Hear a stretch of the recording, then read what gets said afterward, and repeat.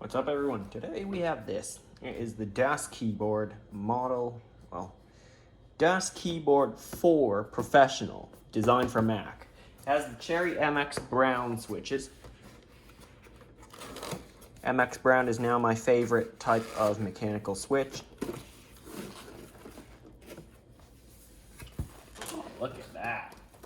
What's this? Looks like some kind of, not a wrist rest, definitely not. The foot bar rules. I thought that was the serial number or something.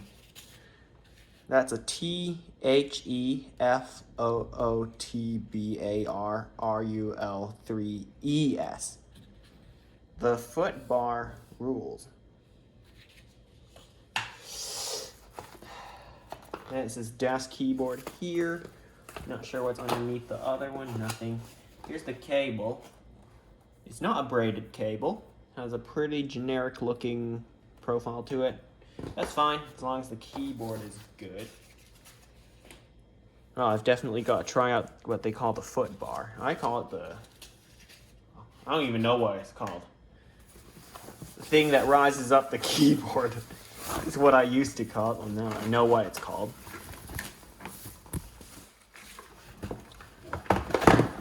Okay. DAS Keyboard 4 for Mac requires no driver. Just plug it in and start typing. It does not require a USB 3.0 port to work, but USB 3.0 port is necessary to ensure the full performance of its built-in hub. Oh, it has a built-in USB hub. We got to check that out. Alright, here's the keyboard. First impression, it feels like Cherry MX Brown. Not too loud. Uh-oh, what kind of stabilizer does it use? Oh no, it's those wire stabilizers. It's not the one that you can just pop out and clean the thing. There's some kind of wire thing inside there that you gotta readjust to. Yep, there's definitely one. Is it? I'll have to pop off a few keys to figure that one out. Okay. So you got some media control buttons, a mute switch, and of course a volume wheel, a really big volume wheel. I had a Razer Huntsman one time. The Razer Huntsman is not really a small keyboard, or nor is it very minimalistic. It's got media controls, it's got tons of RGB on it. It has, well, of course, a big volume wheel, but not as big as this one. This is actually quite a big volume wheel. You can turn it like this. Actually, I'll bring it up to here so you can see. You can turn it like this, or you can just run your finger along the side of the keyboard. Your choice. Okay. They keep saying the foot bar rules. Alright, let's see if it does. Oh, wait, hang on. I just noticed a little Easter egg. If you see that, look closely. Looks to be a ruler. Some sort. Let's see how long this ruler goes to. 0 inches all the way to 16 inches. So it's a 16-inch ruler, or for the people who are not from the US, a 40 centimeter or 400 millimeter ruler.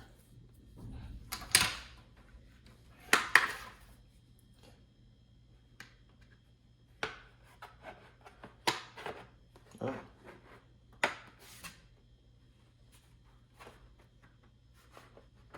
Okay, now the foot bar is on. Here's the model number. It's not really one that is easily memorable. Oh, and speaking of that USB 3.0 hub, it's right there. So you can connect 2 devices to the top of this keyboard to type. Now, time to answer my question about the stabilizers on this. I'm going to work with the numpad. Hang on. Oh yeah, totally. Yep, it's got a wire stabilizer. I don't know if you can see it, but there's a little silver metal bar that runs there. Yeah, you can see some of the silver. It's just the lighting isn't too good. Right, time to put it back together. Okay, I put it back together. Let me turn the lights, hang on.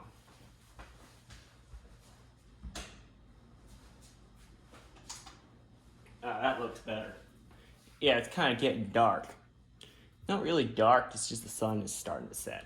Anyway, yeah, there is a metal wire stabilizer bar. I wish it was these other ones. Let me try to find one to show you. Alright, here we are at my main gaming setup. Here's my Corsair K95 RGB Platinum. As you can see, the stabilizer bar is actually, you can see it, the shiny type of metal that you see. I'm trying to point to it. Right there, where the pen is. That shiny metal thing, and there's one right up there too. So that stabilizer bar is actually underneath the keyboard, underneath the plate. That's what they call it. Let's pop this back on. Yep, so I prefer that kind. It's just easier to work with. You don't need to adjust it every time. You like pop off the keys to clean off the keyboard, swap out keycaps and all. Although I've personally never swapped off keycaps. But anyway, back to the desk keyboard. Yep, after that,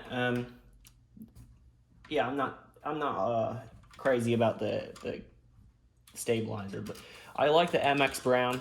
It's a very good switch. Probably my favorite. I tried MX Red, which was terrible in my opinion. Sorry to the people who do like MX Red. I just couldn't see any good in it. Some people say it's their favorite, but hey, again, that's a personal thing. You like it, you like it. I'm a fan of MX Brown. MX Blue was too loud. I could literally hear it from the next room over when someone was using it. Someone was using my computer. I could hear it the next room over. That is how loud MX Blue is. Or maybe my walls are just really thin.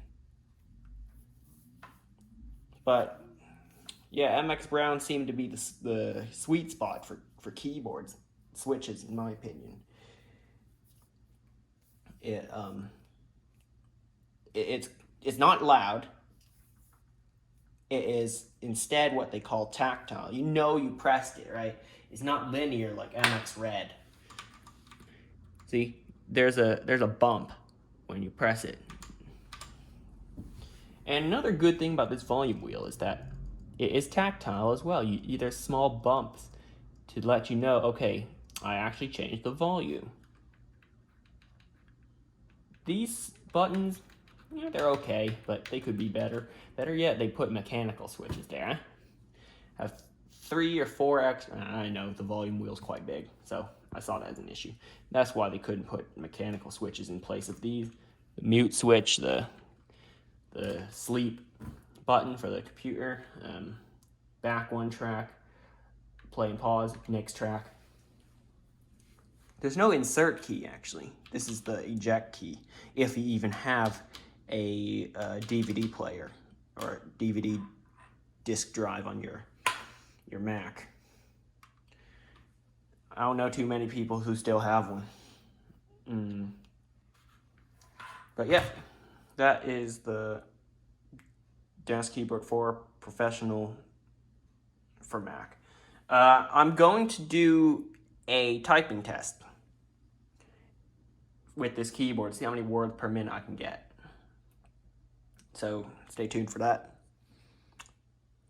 But in just a second. All right, you know what time it is. Time for the typing test. This also acts as a time where I can let you hear the sound of the keyboard. And before we get started, Let's see if that volume wheel works. Hang on. Yep, it works. I'm not touching the laptop. Look, those are the volume keys. Right, time for the typing test. Alright, I'm gonna move the camera in for just a second because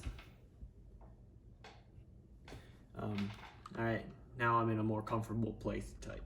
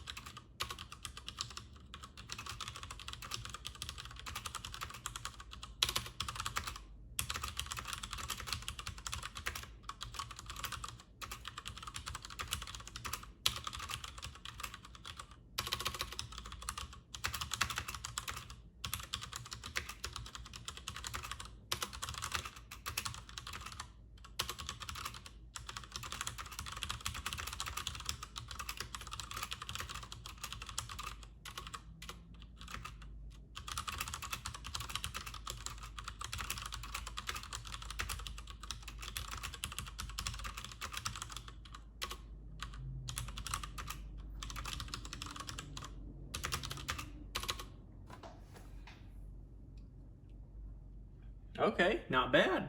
Not bad. By this website, I am considered a fast typist. Here, I'll the camera off the stand so you can see it better. I got 70 words per minute, and you got to listen to what MX Brown sounds like when you're trying to type fast. So that is a sound test of the keyboard as well as a performance test. Oddly enough, if this video goes out before or after, I'm still going to say it. I reviewed a membrane keyboard or scissor switch keyboard. I don't know when, but I did. And I actually got 75, I think. So, yeah, 70 words per minute on this mechanical keyboard. Pretty good. And that's it for this video. Hope if you enjoyed it, press the like button, subscribe, comment, and I'll see you next time.